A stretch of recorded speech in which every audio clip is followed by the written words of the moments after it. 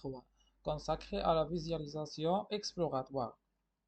Vous avez nettoyé vos données avec Panda, accéléré vos calculs avec NumPy. Maintenant, il faut comprendre ces données avant de les modéliser. C'est l'objectif de l'analyse exploratoire. Nous allons voir 6 types de graphiques essentiels et les règles qui font la différence entre une figure bruyante et une figure scientifique valide.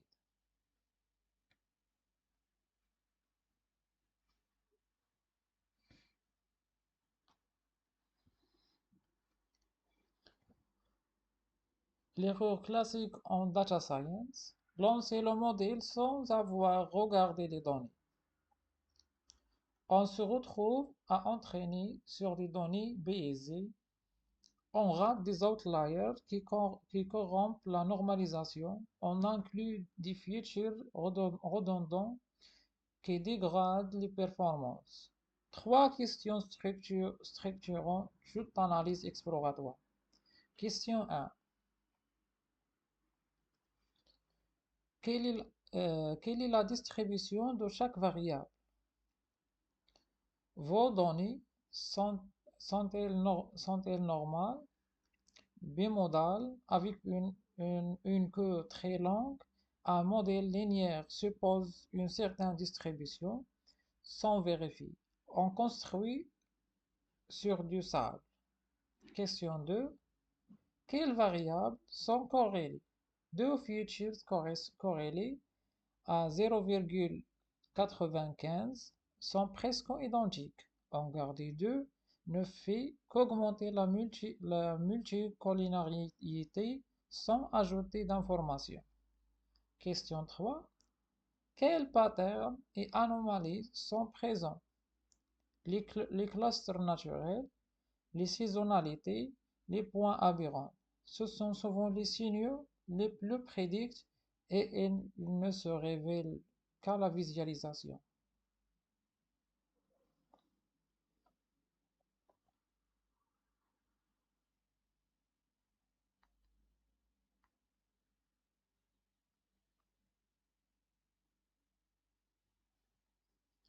Les deux premiers graphiques répondent à la question de la distribution.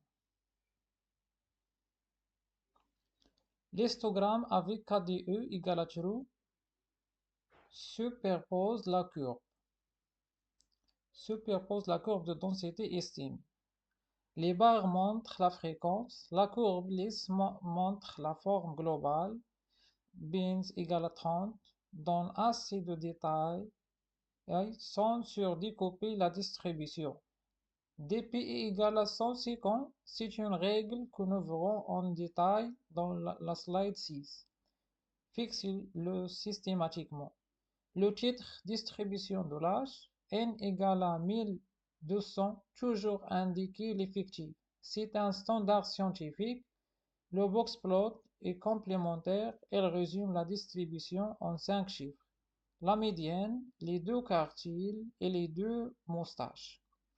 Les moustaches s'étendent jusqu'à Q1 moins 1,5 fois l'EQR et Q3 plus 1,5 fois l'EQR. Tout ce qui dépasse est un outlier potentiel. Notez bien, un outlier n'est pas forcément une erreur. C'est une valeur qui sort de la norme. Il faut investiguer, pas forcément supprimer. Cheat layout évite les chevauchements entre les deux graphiques. C'est un réflexe à avoir.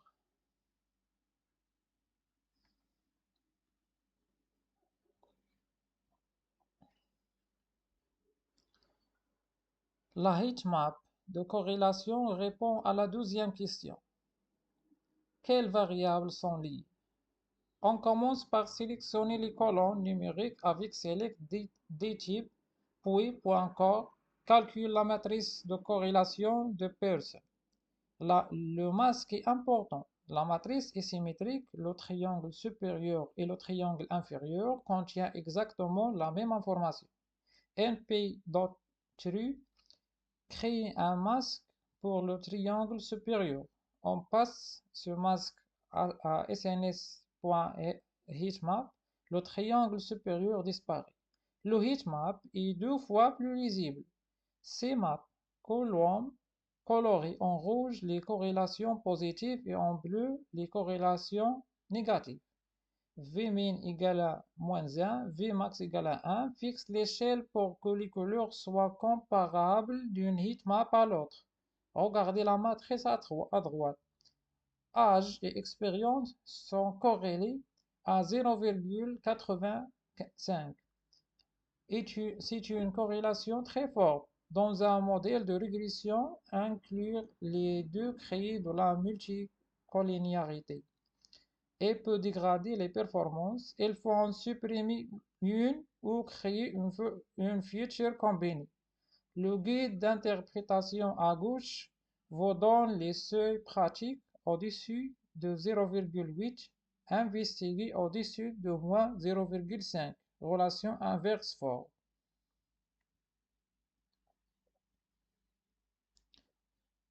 Le pair plot est la vue globale. Elle génère automatiquement un scatter pour chaque paire de features et la distribution individuelle sur la diagonale. HUE égale à classe, colorée par catégorie, on voit immédiatement si les classes sont séparables visuellement.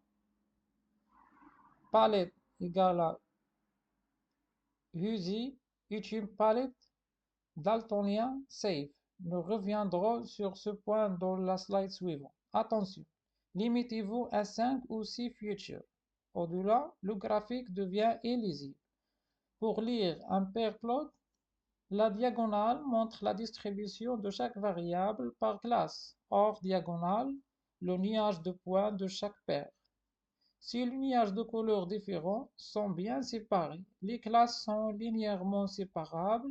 Sur cette paire, votre modèle devrait bien performer. Si le nuage se chevauche massivement, cette paire de features ne se fait pas et il faut du feature engineering. Plotly permet de créer des graphiques interactifs. Write HTML génère un fichier HTML autonome. Votre directeur de thèse peut l'ouvrir dans son navigateur, zoomer sur une région, passer la souris sur les points, filtrer les catégories sans installer quoi que ce soit. C'est particulièrement utile pour des données temporelles et les scatters avec beaucoup de points.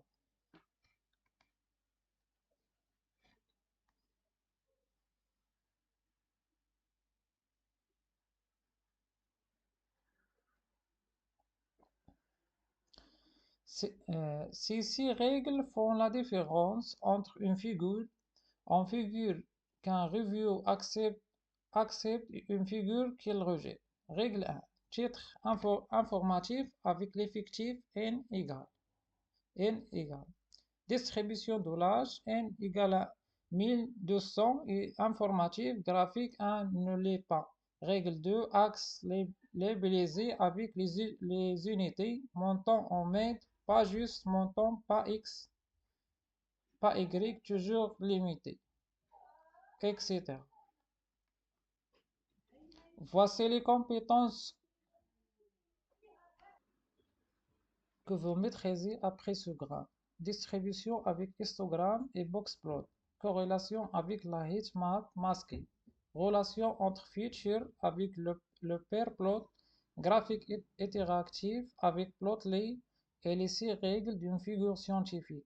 Votre activité, le fichier climat data.csv sur modèle DV 5 ans de données climatiques, température, précipitation, humidité et vent. 6 graphiques à produire. Un histogramme plus KDE pour la distribution des températures, un boxplot de la température par saison, une heatmap de corrélation avec le masque triangle, un pair plot coloré par saison, 5 variables maximum, un graphique temporel Plotly de la température moyenne par mois, exporté en HTML, un scatter Plotly précipitation contre l'humidité colorée par ville, et la partie la plus importante, l'analyse textuelle. identifie et nomme trois patterns dans ces données, une tendance saisonnière, une vie climatiquement anormale, une corrélation inattendue. C'est cette interprétation qui distingue un data scientist d'un technicien, rendu notebook.ipyb sur Moodle avec les six graphiques et l'analyse textuelle. La séquence 2 arrive maintenant avec la modélisation machine learning avec scikit-learn.